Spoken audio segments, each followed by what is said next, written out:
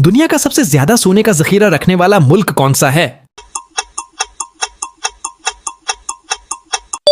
अब कमेंट के बटन पर अंगली रखो, थोड़ी देर दबाए रखो और एक इमोजी सेंड करो।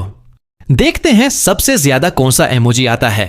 एक लाइक, एक कमेंट, बस इतना सा इजहार काफी है कि आप हमारे साथ हैं। अब उसका जवाब भी वो लोग देंगे जो ज्यादा बादाम खाते हैं, क्योंकि यह सवाल मुश्किल है। उसका दरअसल जवाब आपने बताना है। दुनिया का सबसे ज्यादा कीमती करेंसी वाला मुल्क कौन सा है? अब है कुवैत। दुनिया का सबसे ऊंचा आबशार वाटरफॉल कौन सा है? आप में से अक्सर लोग कंफ्यूज होंगे क्योंकि यह सवाल थोड़ा बहुत मुश्किल है।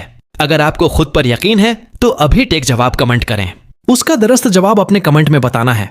जवाब ढूंढ लिया तो अब मुस्कुराकर डबल टीप करें और उस वीडियो को दोस्तों के साथ शेयर करें ताकि वो भी दिमाग आजमाएं। दुनिया